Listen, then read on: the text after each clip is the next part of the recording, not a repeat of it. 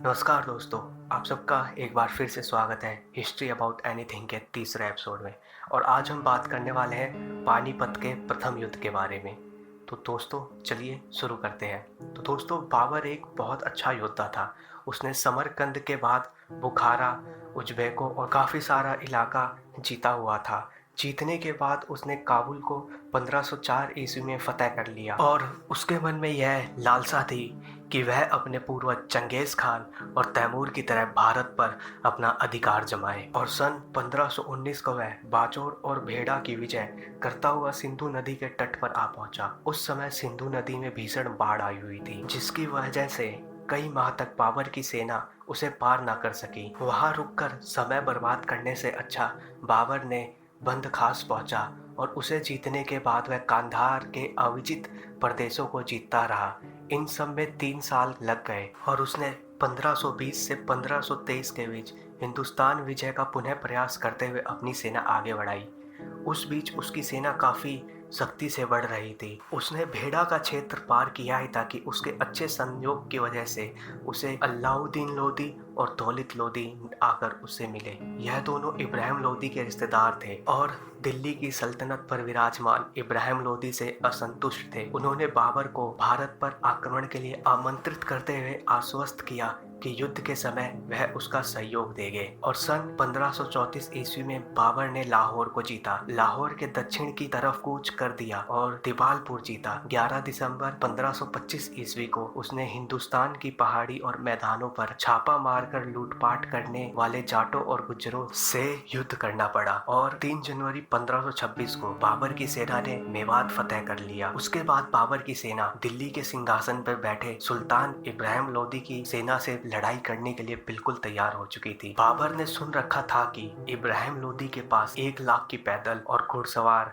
तथा 1000 विशालकाय हाथियों की सेना है।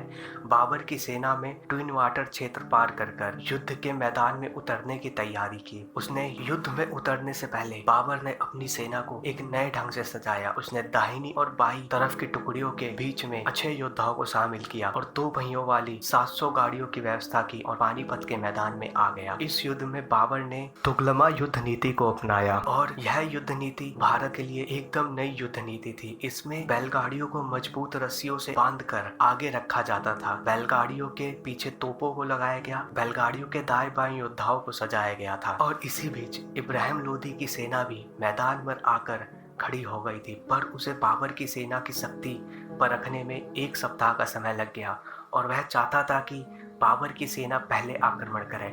लेकिन ऐसा ना करते देख उसने 22 अप्रैल 1526 ईस्वी को अपनी सेना को पहले आक्रमण करने का आदेश दे दिया। और बाबर यही चाहता था। उसने गाड़ियों का अवरोध खड़ा करके तोपों को उसके पीछे इसलिए लगाया था ताकि दुश्मन की सेना जब बढ़कर हमला करे तो गाड़ियों के अवरोध के कारण एकदम से उसकी सेना को नुकसान ना पहुंच सके, तथा हमला करती सेना को तोपों से मार कर धराशायी कर दिया। तोपों की मार से जब दुश्मन की सेना बौखला कर पीछे कदम सरकाए तो बाबर की दोनों पावों में लगी सेना दुश्मन सेना पर हमला करके मार काट मचा दे। बाबर के पास टोटल 10,000 की सेना थी। 10,000 की सेना 1 लाख की सेना के सामने बहुत ही कम थी और उस युद्ध को जीतने के लिए तुगलमा युद्ध नीति ही कारगर थी। बाबर की युक्ति काम कर गई। इब्राहिम लोदी की सेना जैसे ही जोश से भरी हमला करने के लिए आगे बढ़ी, बाबर के तोपची उस्ताद कुली खान ने तोपों का मुंह खोल दिया। इब्राहिम लोदी की सेना तोपों की मार सह न सकी। हजारों सैनिक मौके पे ही मर गए, जिससे पीछे की सेना के पैर उखड़ गए। भागती सेना को बाबर की सेना ने आगे बढ़कर कत्ले आम करना आरंभ कर दिया। घमासान युद्ध होने लगा। युद्ध का वह क्षण काफी निर्णायक साबित हुआ, जबकि दाईं तरफ से इब्राहिम लोदी खुद लड़ता हुआ अपने योद्धा सैनिकों के साथ बाबर की सेना के सामने आ गया। वह घोड़े पर था और अपने योद्धा होने का परिचय देता हुआ बाबर की सेना में तबाही मचाए हुए था।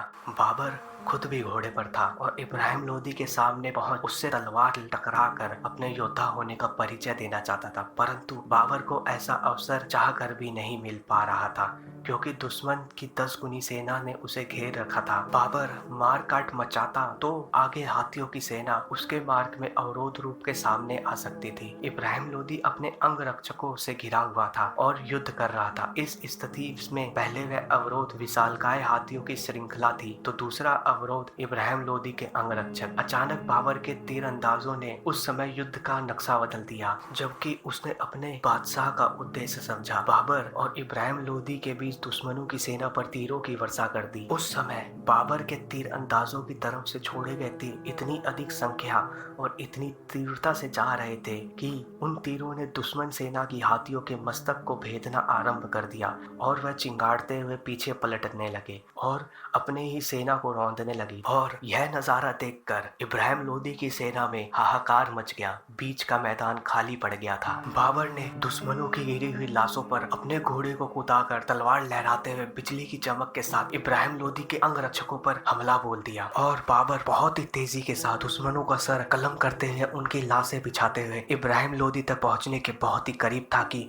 उसकी सेना के तीरंदाजों ने उनका काम आसान करने के लिए इब्राहिम लोदी के अंगरक्षकों की टुकड़ी पर तीरों का रुख मोड़ दिया और इब्राहिम लोदी के अंगरक्षक भी मारे गए। और बाबर और इब्राहिम लोदी की तलवार के टकराते ही अचानक से इब्राहिम लोदी घोड़े से गिरकर नीचे आया और वीर गति को प्राप्त हो गया। बाबर के तीरंदाजों ने अपना काम कर दिखाया था। सुल्तान के मारे जाने का शोर उठा तो दुश्मन सेना के पैर उखड़ गए। आधे दिन में ही युद्ध का निर्णय हो गया था। तोपों की मार से हाथियों को बेहाल कर दिया गया था। बाबर ने विजेता के रूप में घूम कर देखा तो एक तरफ 5-6 हजार और दूसरी तरफ 10-15 हजार दुश्मनों के सैनिक मरे हुए थे। जहां घमासान युद्ध हुआ था वहां 20 से 25 हजार इब्राहिम लोदी के सैनिक को मौत के घाट उतार दिया गया था। इस तरह युद्ध भूमि में काम आने वाले इब्राहिम लोदी के सैनिक की संख्या 50 हजार के आसपास थी। बाकी सेना भागती हुई जंगलों और पहाड़ों में जाकर अपनी जान बचाने का प्रयास कर रही थी। उस युद्ध में बाबर के साथ उनका ज्येष्ठ पुत्र हुमायूं भी शामिल था। इस युद्ध में बाबर की सेना के बहुत ही कम सैनिक दुश्मन की सेना के हाथों मारे गए थे। उसके युद्ध भूमि में जख्मियों और मृत्यु को प्राप्त होने वाले सैनिकों की संख्या 1000 से भी कम थी। युद्ध विजय के बाद बाबर ने हुमायूं को घुड़सवार सेना के साथ शीघ्रता से आगरा पर अधिकार पाने के लिए भेजा। खुद उसने दिल्ली का रास्ता पकड़ा। उसने इस बात की अपने साथ के सैनिकों को सख्त हिदायत दी थी कि वह दिल्ली के शाही खजाने पर सबसे पहले पहुंचते ही कब्जा जमाए। बाबर का यह उद्देश्य पूरा हो गया। आगरा पहुंचने वाले हुमायूं ने ग्वालियर के राजा विक्रमादित्य के परिवार से कोहिनूर हीरा हासिल कर लिया था। विक्रमादित्य इब्राहिम लोदी के पक्ष में युद्ध करता हुआ वीरगति को प्राप्त हुआ था। उसका परिवार कोहिनूर हीरे तथा अन्य बहुमूल्य हीरे जवाहरातों के साथ आगरा से कूच करने की तैयारी में ही था। तभी हुमायूं पहुंच गया था। दिल्ली पहुंचने वाले बाबर ने शाही खजाने पर कब्जा जमाया। उसने इब्राहिम लोदी की माता और अन्य परिवार के सदस्यों को 2 मील दूर एक परागन देकर उन्हें निवास के लिए भेज दिया। उसने इस बात का संदेश दिया कि वह हिंदुस्तान पर हुकूमत करने आया है, ना कि लूटमार करने। इस तरह वह दिल्ली के सिंहासन पर सिंहासीन हुआ। तो इसी तरह शुरुआत हुई मुगल साम्राज्य की। तो थैंक यू दोस्तों। अगर आपको यह एपिसोड पसंद आया हो तो जरूर बताइएगा और अगर कुछ कमी हो तो भी बताइएगा। ऐसी वीडियो अगर आपको और चाहिए तो देखते रहिए हिस्ट्री अबाउट एनीथिंग और वीडियो को लाइक, कमेंट, शेयर, सब्सक्राइब करना ना भूलें। Thank you for watching.